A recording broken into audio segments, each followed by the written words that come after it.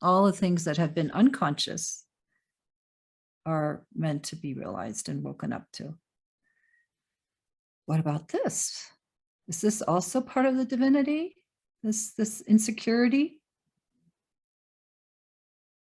Let me see. Let me take a look. And really, at first, it's like this inside job. You know, the eternal. It's manifesting. It's waking up here in time and space, and it's filling out the container of you, occupying, breathing life into, and occupying until every molecule of you is cognizance. And yes, the me will take that for a while and think it's me that's waking up, right? That's just part of the journey. It's not a bad thing. It's not a big no-no. It's just like, yeah, the self here that has been asleep to its eternal nature, the personal self, it also has to be liberated and kind of woken up out of its seed form of self-nucleus, self-contained nucleus, imagining that that's all there is. So that too is the eternal right there in the seed form, kind of making itself awake. And then it expands beyond the me. First, the me gets to have a little party and say, yay, I'm waking up. I did it. You know? And that's okay. It's kind of like, you know, a kid, really. You know, when a child begins walking or it starts doing stuff and it always wants to show off, right? A little bit at the playground and say, look what I can do now. If you have kids or you've been around kids, you know how that works, right? Well, it's the same thing with the awakening energy. It's a little bit like, you know, the me has a little me party of celebration, and it's super sweet for the me to kind of see there's so much more going on. I'm really spirit and form here. I'm really spirit. Everything then, everything's spirit. You know, that looks out of these eyes, your eyes, and looks at the world and says, oh, wow, that tree, it's made of spirit. Do you all know what I'm talking about? Have you had those moments? Look at my cat, look at my doggy. It's just pure spirit. Look at, I mean, you can even, I was even going so far as look at the lamp, look at the walls. Yeah. Everything, not even, you know, inanimate objects made by human beings.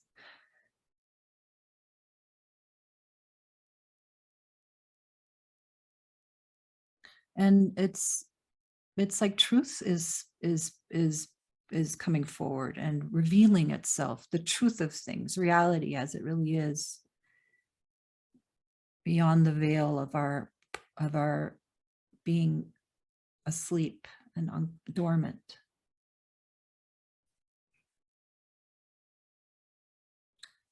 And it's just what meant to happen.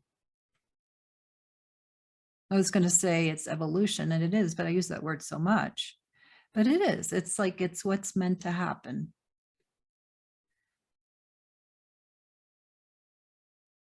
You know, at the right time, in the right way. That first impulse of wanting this is what they call the enlightenment drive, is that dormancy stirring within you. And you wouldn't be here if that wasn't there. So it's, I know most of you, all of you actually, are past that first impulse. And so that first impulse bursts the seeker,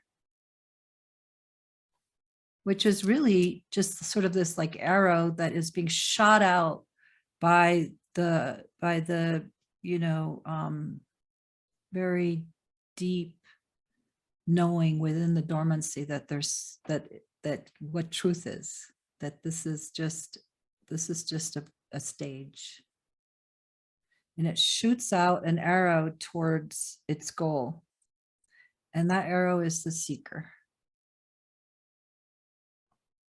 and the seeker is going for something, and it goes sometimes off track, it goes this way and go that way, go with this teacher who was a dead end. It goes with that relationship that was a double dead end, and it, it just does what it does, or it, goes for a certain type of prayer or a mantra that is just doesn't produce anything in the end, right? But it also goes for things that actually help, and that's why it's in time. It takes time because it needs to find the right medicine for it to reach its goal.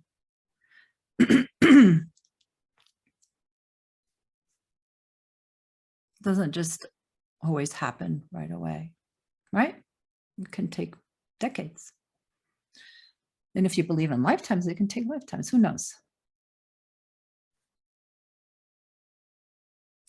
So, but it's not only that, that's not the only reason why it takes time. It also takes time because there's a lot of learning along the way, right?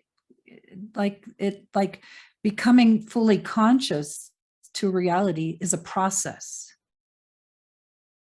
Divinity becoming fully awake to itself here, and you and you and you and you and everyone, is a process that is very sublime and unique. And it wouldn't have it any other way.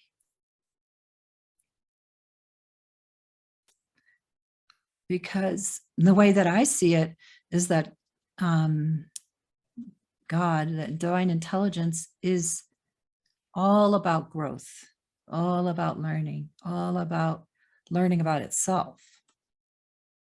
So why speed the process too much? And why not do it over and over and over again? Right? Because it's like each one of us is a unique flower, realizing, truth on a journey towards full understanding. And it is going to be a unique journey here for each person, right?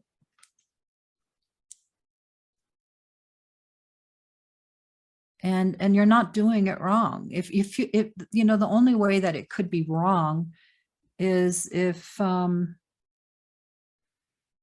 even then, feeling like we're doing it wrong is that we're kind of like in some kind of mud or an eddy that's just not going anywhere, or you know what I mean? Like we're somehow stuck. Might be the only way that we're doing something wrong.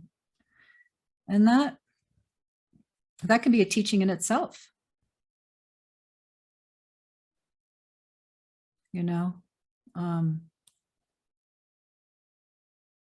There's really no really wrong.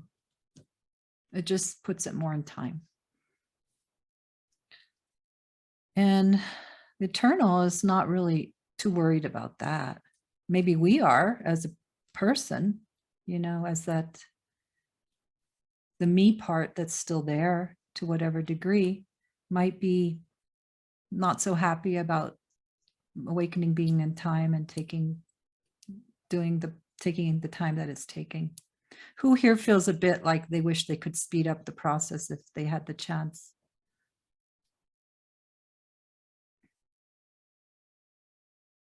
Pretty common.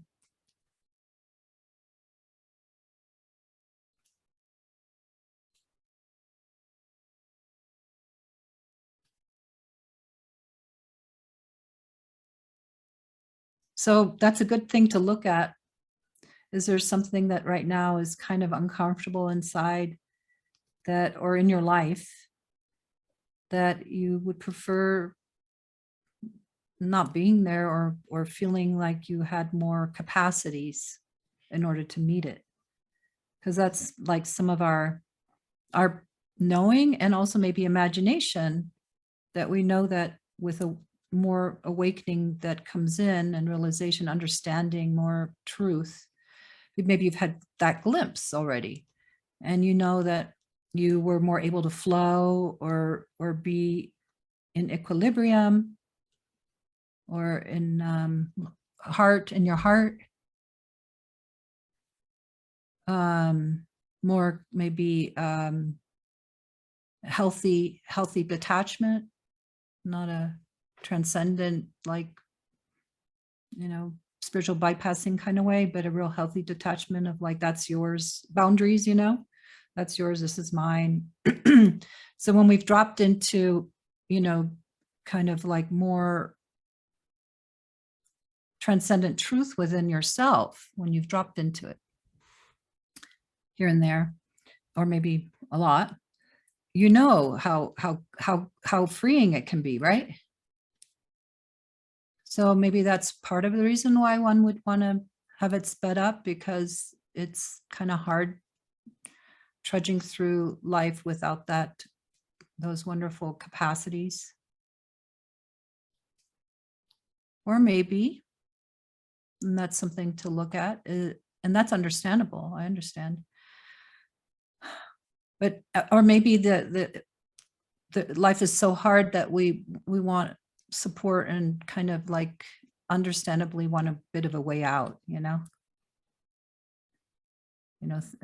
it's either something known, that how spirituality can, awakening can help, or maybe it's imagined.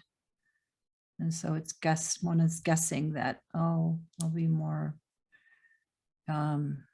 detached, more able to cope, more in my heart, more all the qualities that really do exist, but they get integrated.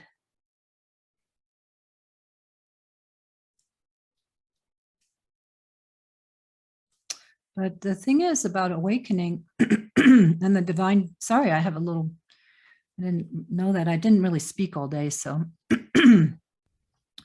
yeah, as spirit becomes more conscious here,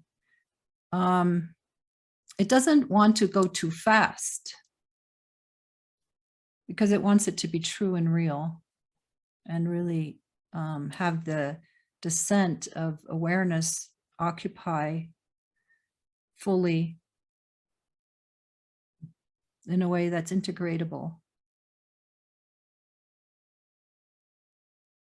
Because it's a very open state.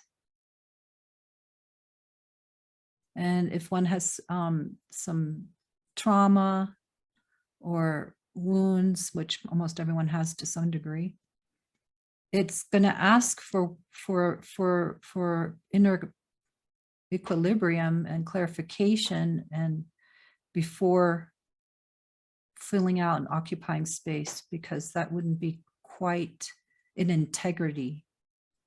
It wouldn't want to push out that which is not kind of cooked and seen and met inside, or healed, or so, it won't just go in, and it could have done that from the beginning.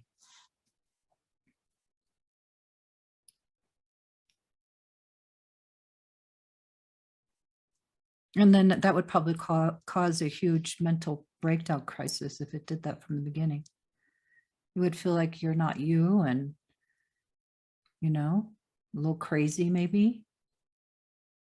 So it has to, this transference from spirit, as spirit enters matter, and the me gets to be illuminated, and see for itself that it is that, it's made of that.